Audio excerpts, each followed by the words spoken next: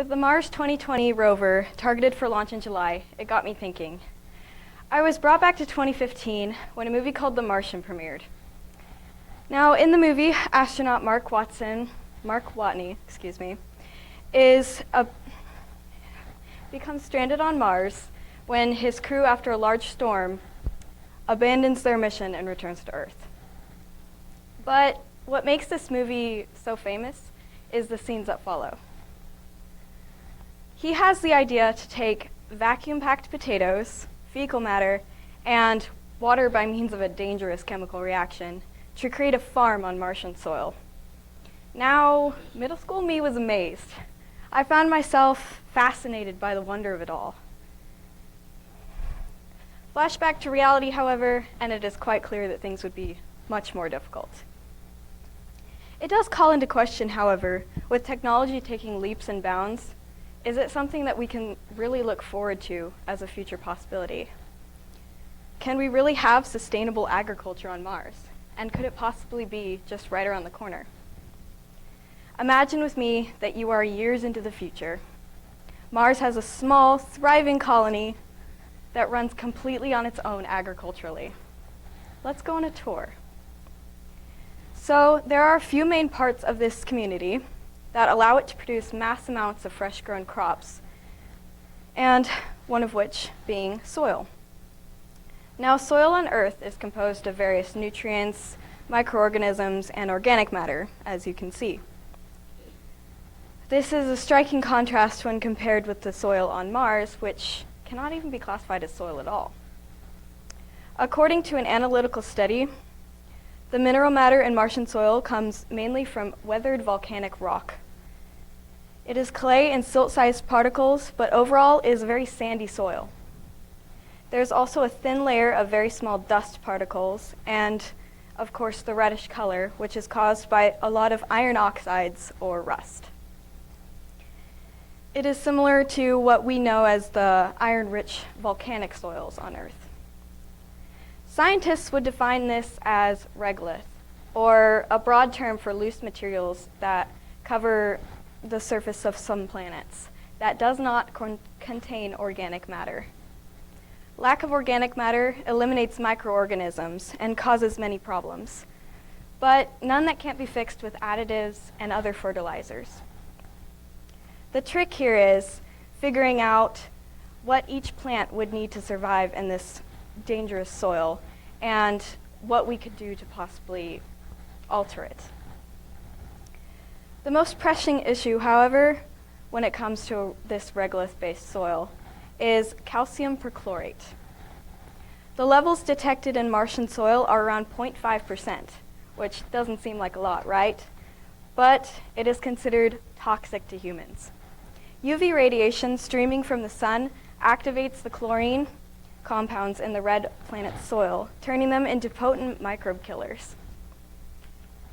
Despite all this, plants are still able to grow. How? Well, if we look back to our scenario, we can see machines full of regolith and water that is able to completely wash out the calcium perchlorate.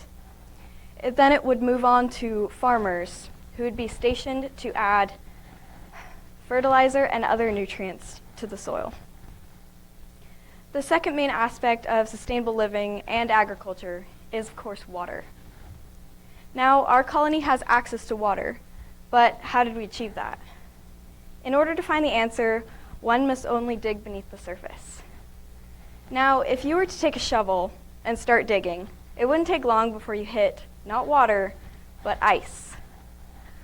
Ice is a large commodity on Mars. And if all of it melted all at once, the planet would be completely submerged. However, this requires a lot of energy and labor for astronaut farmers. And not only that, but if we were to bring big machinery into play, it would be extremely costly, with every 1 kilogram going into space equating around $10,000. A way to combat this would be to use machinery that's already on the planet Mars, or rovers. Now, they could be fitted with different gadgets to dig out the water or ice and we would be fine, right? Incorrect. Now, the top speed of a rover is around 10 centimeters per second, which, if you do the math, is nowhere near 1 mile per hour. So, if we were to look back to our scenario and insert rovers into play, our colony would be dead. So, this is where Wavar comes into play. Wavar is short for Water Vapor Absorption Reactor. Now, as the title suggests, it is able to take water from the atmosphere and create it into usable, sustainable water. This is due to the fact that, while despite there is ice on Mars, there is a large amount of water that is available in the atmosphere. And this could be extremely useful. Another main point for both us and for plants is that we require light and oxygen. Both of these are components that are largely dependent on the environment with which we choose to build.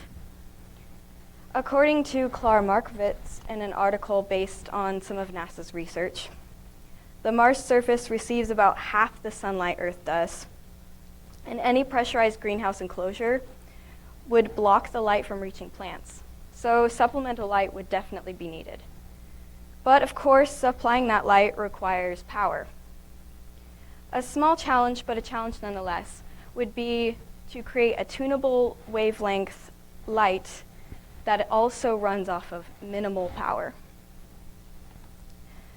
When it comes to sustainable oxygen, however, things get a little more tricky. Luckily, NASA has developed something called Moxie.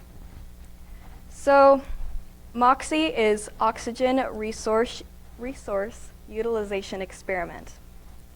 So, it is able to produce pure oxygen from not only is there water in the atmosphere of Mars, but also lots of carbon. So it is able to take that carbon and turn it into oxygen. In this current day, Moxie will be accompanying our Mars 2020 rover at about 1% of its estimated size.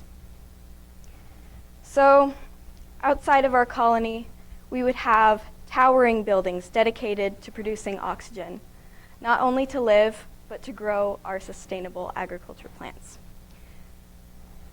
And not only that, but it could possibly provide oxygen to make it easier for astronauts to make trips back to Earth. Now, when I first asked myself if this was really possible so soon, I was not expecting the answer I received. Science and technology are growing faster than we can perceive in our day-to-day lives. Things such as the future colony that we piece together are the plans of today, and every day we get closer to achieving that. Sustainable agriculture is a key point in allowing us to become a spacefaring species, and I know there's something all of us can do to see that future. Thank you.